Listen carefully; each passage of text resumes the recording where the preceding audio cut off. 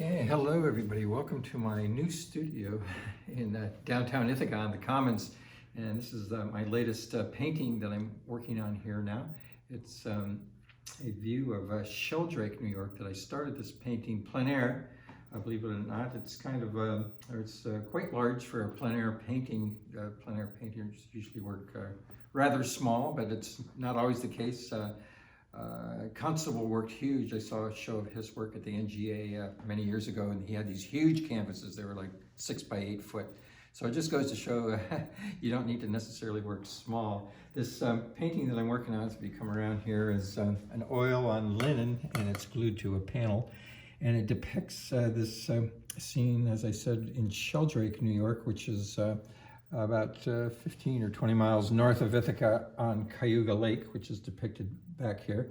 And I did it as the full moon was rising. The full moon came up after I was finished with the setting. I went out to have a bite to eat at a nearby restaurant and came back, and the full moon was there. But if I were there a couple of days earlier, it would have been in this type of lighting, and it has interesting perspective here. And one of the last things I put in were these telephone poles, and some people are not real keen on telephone poles, but I kind of like them.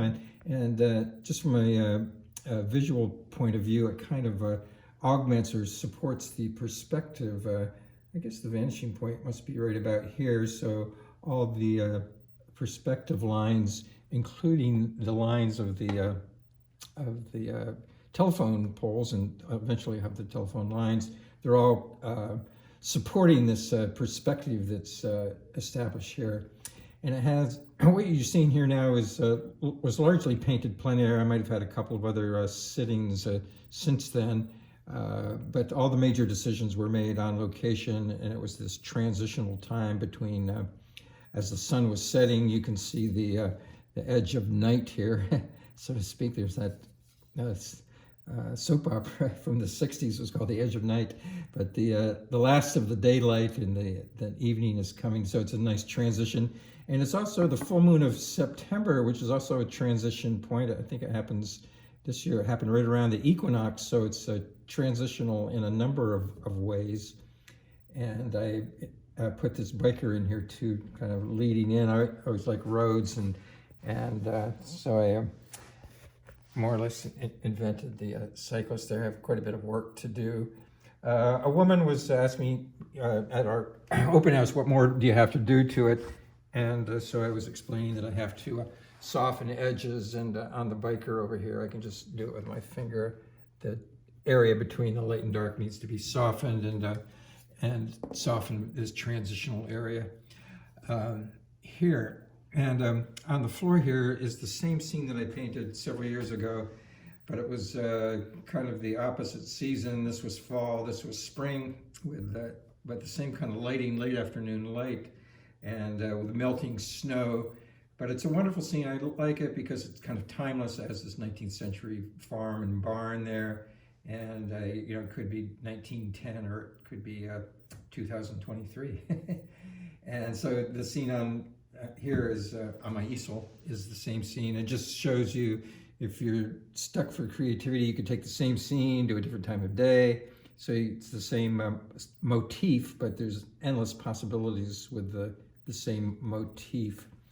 And when you first saw me, I was adding this layer of clouds here. And so I'm doing kind of two things. I'm bringing up the light, but I'm also defining softly this edge between the light and the dark here. And I'm going to show you in a minute. There's this famous painting that I saw after I started this. It's in the NGA in DC, and it's by Thomas Moran. And the motif is very similar. The subject is completely different. The composition is completely different. But if you look down here at my iPad, it's this wonderful painting by Thomas Moran. You can see there the Green River Cliffs. And it has the same kind of lighting, late afternoon, and it also has a full moon rising. Can you see the full moon rising over here?